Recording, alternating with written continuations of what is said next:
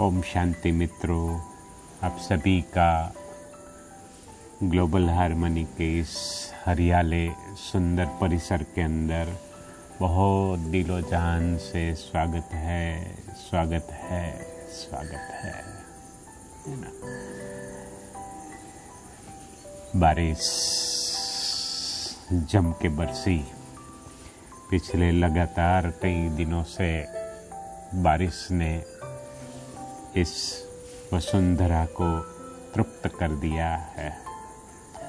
पीछे देखो, आगे देखो, दाएं देखो, बाएं देखो, हर तरफ हरियाली ही हरियाली है। बहुत मीठा अनुभव, स्वीट अनुभव यहाँ पे हो रहा है। चित्र तो दिखा सकता हूँ, लेकिन अनुभव कराना ये मुमकिन नहीं है। आज जबकि हमारा देश और हम सभी हमारे देश के 76वें यानी कि 74th स्वतंत्रता दिवस को हम मना रहे हैं, तो इसकी भी बहुत सारी ढेर सारी शुभकामनाएं। प्रकृति के नियम के अनुसार हर एक को स्वतंत्रता चाहिए। इसलिए कहते हैं कि स्वतंत्रता हर एक का जन्मसिद्ध अधिकार है। अच्छा, बहुत सारे स्वतंत्रता दिवस, वैसे मेरी उम्र का पड़ाव अभी 60 साल यानी कि 60वां साल चल रहा है इस शरीर को। बहुत सारे स्वतंत्रता दिवस मैं समझता हूँ कि काफ़ी, ऐसा गिनो तो 14 साल पीछे छोड़ो और 60 साल तो हुए, है ना। उसमें से समझ आई तब से 50 साल गिन लो, तो बहुत सारे स्वतंत्रता दिवस को देखा। लेकिन एक होता है कि देखना इतिहास के द्वारा, फिजिकली हमारे देश की हिस्ट्री को सुनना, समझना कि हमारे देश को स्वतंत्रता कैसे मिली। देश को तो स्वतंत्रता कैसे मिली, इस बात को हम कई बार पढ़ चुके भी हैं, सुन भी चुके हैं। कई लोग इसके ऊपर विवाद भी करते, ठीक है। लेकिन आज जो हम बात करने जा रहे हैं वो अपने आप की, क्योंकि स्वतंत्रता शब्द को अगर गहराई से लेते हैं, उसके ऊपर इस शब्द का संधि विच्छेद करके इसकी गहराई में, इसके भावार्थ में जाते हैं, तो कई अर्थ सामने आ जाते हैं, कई बातें जहन में आ जाती है।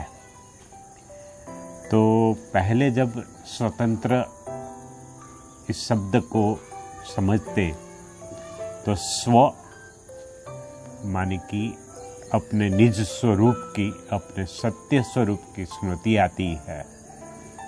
निज स्वरूप क्या है अपना, क्या है अपना? पहला और दूसरा एपिसोड देखो, फिर से रिवाइज करो।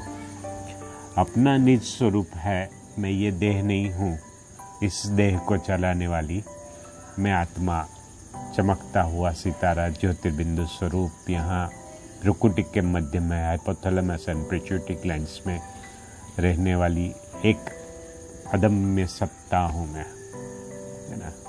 मैं अति सूक्ष्म सत्ता हूँ। तो अपने आप के निज स्वरूप में स्थित होना, इस भाव में स्थित होना, इसके स्वरूप में यथार्थ रीति जाना, ये सच्ची सच्ची स्वतंत्रता है। मैं समझता हूँ कि पूर्व की संस्कृति के अंदर, खास करके यहाँ पे, जबकि हिंदू धर्म, बौद्ध धर्म, जैन धर्म मुस्लिम धर्म, ऐसे काफ़ी कुछ प्रचलित है। मैं पिछले कुछ एक सदियों के अंदर या पिछले कुछ सालों के अंदर इसका जो विस्तार हुआ है उन बातों को नहीं देखते, लेकिन हम देखते हैं कि हमारे खास करके भारत के अंदर, और हम सभी हिंदू और जैन फिलोसॉफी को फॉलो कर रहे हैं, इसमें खास करके हर एक आत्मा मुक्ति की चाहक है। मुक्ति को हर आत्मा चाहती है। मुक्ति के लिए अलग अलग जप तप तीर्थ और तपस्या करते रहते हैं, लेकिन सही मायने में मुक्ति का पहला जो कदम है वो इसी देह में रहते हुए, इसी शरीर में रहते हुए, इस शरीर के बांध से मुक्त होना, ये सच्ची सच्ची स्वतंत्रता है। तो स्व यानी कि मैं आत्मा, और तंत्र यानी कि मेरे अंदर मन, बुद्धि और संस्कार, ये तीन शक्तियाँ हैं। ये तीन शक्तियाँ जो है, ये तीन शक्तियों के द्वारा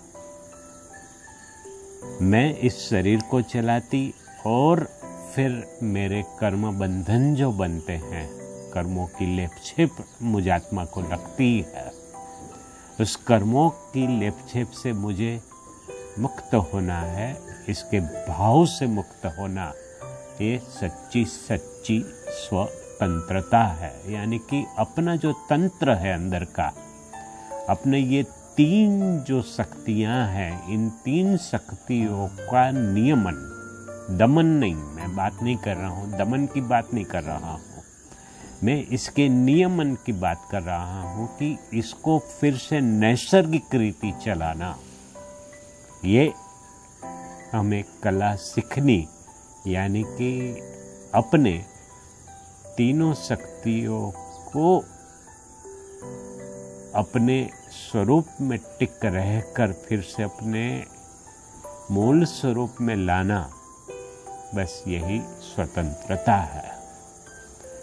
दूसरी बात कि मुक्ति के मार्ग के जो भी पथिक है, यानी कि यात्री है, जो चाहते हैं कि इस जीवन में रहते हुए फिर हम मुक्ति का अनुभव करें। एक नया शब्द मैंने ब्रह्मा कुमारी के अंदर जाकर सीखा, हो सकता है कहीं और जगह पे इसका जिक्र किया होगा, वो है जीवन मुक्ति। मुक्ति नहीं, जीवन मुक्ति, कि जीवन में रहते हुए जो मुक्ति का अनुभव करती है आत्मा, स्वतंत्रता का अनुभव करती है, वो मुक्ति की राह के ऊपर है। तो पहला जो कदम है मुक्ति की राह पे चलना, वो हर प्रकार से नेगेटिविटी को छोड़ना, ये सच्ची सच्ची स्वतंत्रता है। मुख्य रूप से विकार जिसको कहते हैं, या जैनिज्म के अंदर जिसको कसाई कहा गया है ना, तो ये विकारों से मुक्ति, क्योंकि कोई भी विकार को हम कुछ एक बातों को आज समझेंगे, तो जो भी विकार है वो पहले पहले आत्मा को दुख देते, बंधन में बांधते हैं, है ना। तो दूसरे एपिसोड के अंदर फिर इसका डिटेल से इसकी बात को हम समझेंगे, जानेंगे। इसको यही समाप्त करता हूँ। ओम शांति।